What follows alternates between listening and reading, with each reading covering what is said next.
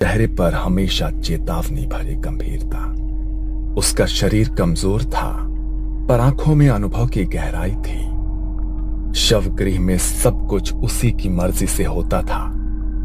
वहां एक और व्यक्ति था, अजय, वार्ड बॉय।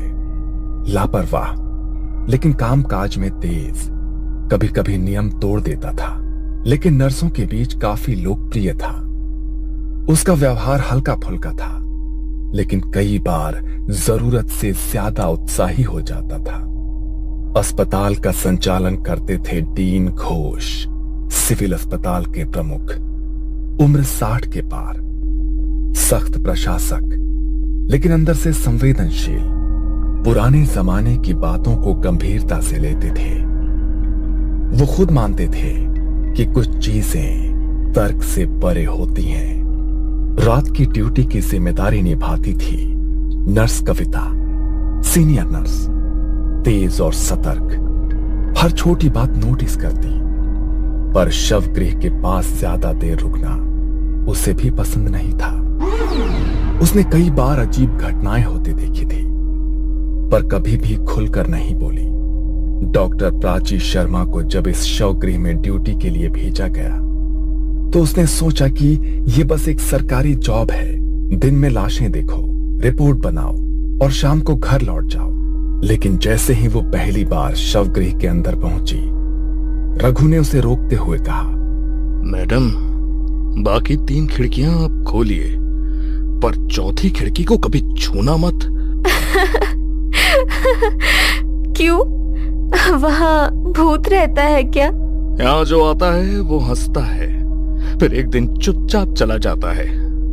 प्राची ने उसे हल्के में लिया, लेकिन ये शुरुआत थी उस डरावनी कहानी की जो धीरे धीरे उसका हिस्सा बनने वाली थी।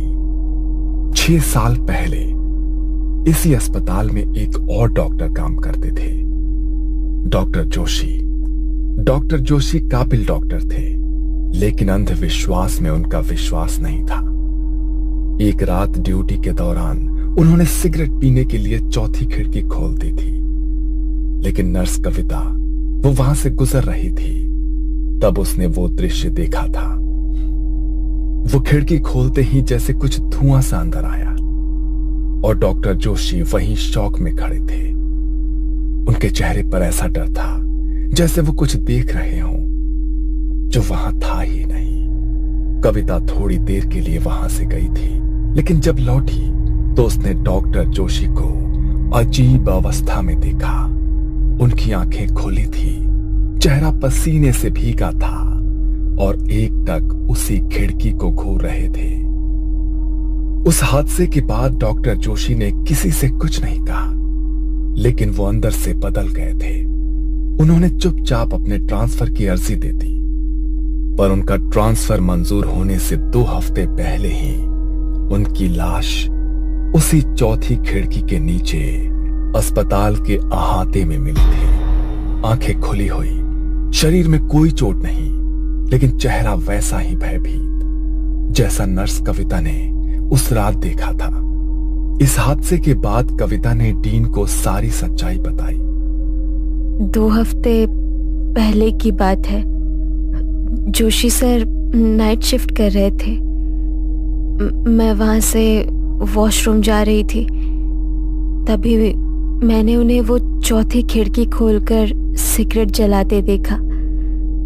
जब मैं वापस लौटी तब जोशी सर जमीन पर डरे बैठे थे, पसीने में भीगे, उसी खिड़की के पास देख रहे थे। तभी अस्पताल प्रशासन ने आदेश जारी किया कि शवगृह की चौथी खिड़की हमेशा बंद रहेगी। प्राची अपनी रोज की ड्यूटी करती, रिपोर्ट्स बनाती और समय पर घर लौट जाती। चौथी खिड़की उसके लिए बस एक बंद कोना थी, ना कोई सवाल, ना कोई दिलचस्पी। लेकिन एक दिन पोस्टमार्टम के लिए जगह कम पड़ गई और अनजाने में उसने एक टेबल चौथी खिड़की के सामने रख दी, जिस पर एक ताजा शव रखा गया था। उसे इसका कोई अंदाजा नहीं था कि ये छोटी सी गलती कैसे भयानक रात का दरवाजा खोलने वाली थी। उस रात अमावस्या थी, जब प्राची शवगृह में अकेली ड्यूटी कर रही थी। तभी अचानक लाइटें एक झटके में टिमटिमाने लगी। अचानक लाइट इतने टिमटिम क्यों कर रही है? जनरेटर भी चालू है। रघु, जो दरवाजे के पास बैठा था, वो अंदर आया और धीरे से बोला, आज अमावस्या है मैडम, और आपने चौथी खिड़की के सामने टेबल लगाई है। प्राची को पहली बार हल्का सा डर महसूस हुआ। उसने इधर उधर देखा, कुछ असहज सा महसूस करने लगी। रात के करीब 2 बजे शवगृह में गहराती खामोशी के बीच एक अजीब खड़खड़ाहट सुनाई दी। ऐसे लगा जैसे कोई खिड़की की सलाखों पर उंगलियां रगड़ रहा हो। प्राची धीरे धीरे मुड़ी और उसकी नजर चौथी खिड़की पर पड़ी। उसने देखा कि चौथी खिड़की की लोहे की सलाखें धीमे धीमे मुड़ने लगी थी, जैसे किसी ने बाहर से उन्हें पकड़कर खींचा हो। कौन है वहां? उसने खिड़की के पार देखा, पर वहां कोई नहीं था, सिर्फ घनी धुंध और उसमें एक पीली धीमी सी रोशनी, जैसे किसी ने मोमबत्ती जलाई हो। उसका पसीना छूटने लगा था, लेकिन वो खड़ी रही, शांत, बिना हिले। तभी ठंडी हवा का झोंका अंदर आया और शव की चादर हवा में फड़फड़ाने लगी। उस रात प्राची को नींद नहीं आई। अगली सुबह तक उसकी आंखें खिड़की पर जमी थी। ये पहली बार था जब उसने ऐसा महसूस किया था, शायद यहां कुछ है जो हमें हर वक्त देख रहा है। अगले दिन प्राची के मन में सवालों की बाढ़ आ गई। उसने सबसे पहले रघु को पास बुलाया।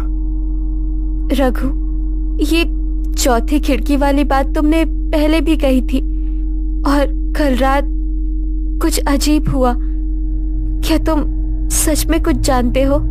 मैडम, ये खिड़की, इसे जो भी हल्के में लेता है, ये उसे तकलीफ देती है। डॉक्टर जोशी याद है आपको? वो जो 2 साल पहले अचानक गायब हो गए थे? वो गायब नहीं हुए थे मैडम, उन्हें ले लिया गया था। मैंने देखा था उस रात। उन्होंने खिड़की खोल दी थी सिगरेट पीने के लिए। उसके 2 हफ्ते बाद ही उनकी मौत हो गई। प्राची को रघु की बात पर पूरी तरह यकीन नहीं हुआ, पर उसे अब जवाब चाहिए था। वो सीधे डीन घोष के कैबिन में पहुंची। सर, क्या आप मुझे शवगृह की चौथी खिड़की की असली कहानी बता सकते हैं? क्या सच में कुछ हुआ था? तुमने सही समय पर पूछा डॉक्टर प्राची, लेकिन जो जानोगे वो आसान नहीं होगा। उन्होंने कुर्सी से उठकर खिड़की की तरफ देखा, जैसे कुछ याद कर रहे हों, और फिर बोले, उस खिड़की के नीचे कभी लाशें नहीं रखी जाती थीं, लेकिन 8 साल पहले एक केस आया था। एक लड़की निधि, उसका बलात्कार करके हत्या कर दी गई थी। जब उसकी लाश आई तो उसका चेहरा बुरी तरह बिगड़ा हुआ था।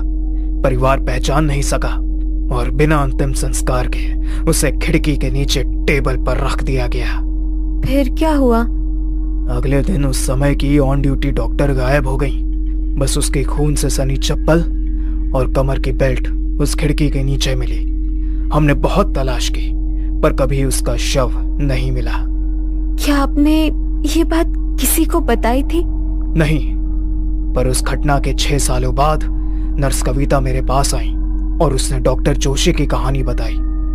तब जाकर मैंने आदेश जारी किया, शवगृह की चौथी खिड़की हमेशा के लिए बंद रहेगी। प्राची का चेहरा अब गंभीर था। वो जान चुकी थी कि ये खिड़की सिर्फ ईंट पत्थर की नहीं है, ये उसके दर्द की राह थी। वार्ड बॉय अजय को चौथी खिड़की की पूरी कहानी नहीं पता थी।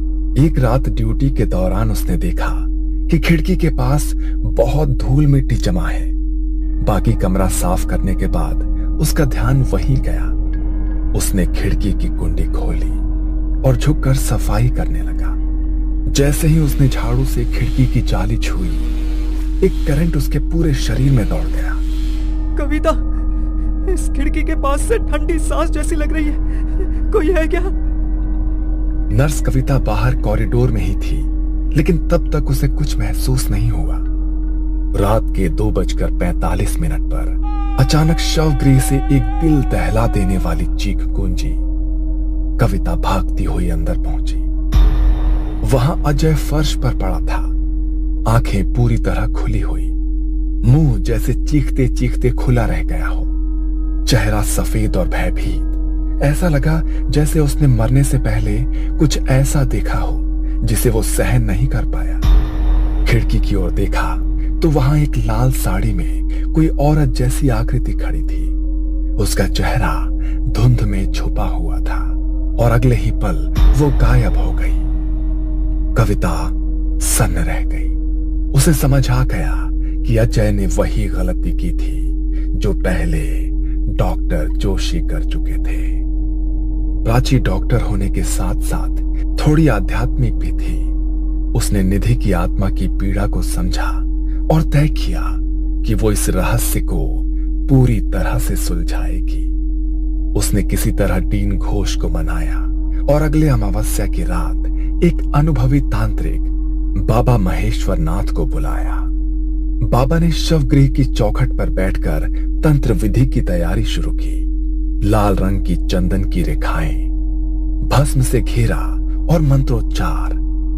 प्राची ने अपनी जान की परवाह किए बिना चौथी खिड़की के सामने एक कैमरा लगाया और खुद विधि में शामिल हुई। जो आत्मा न्याय की प्यासी हो वो अब प्रकट होगी।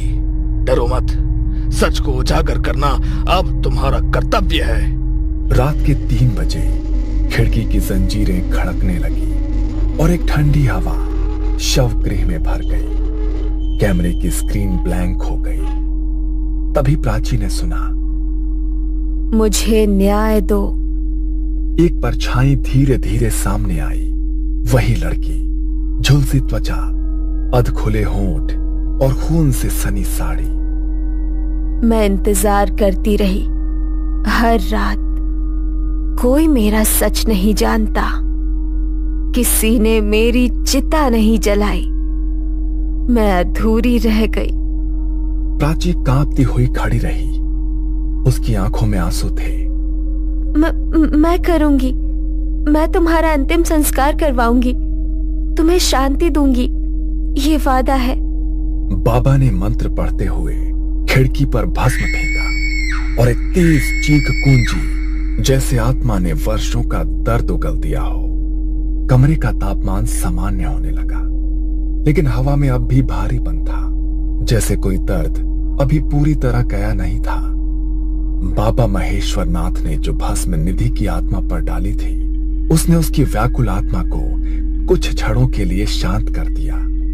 कमरे का तापमान सामान्य होने लगा और बाबा ने धीरे से प्राची से कहा, अब समय है उसे अंतिम मुक्ति देने का।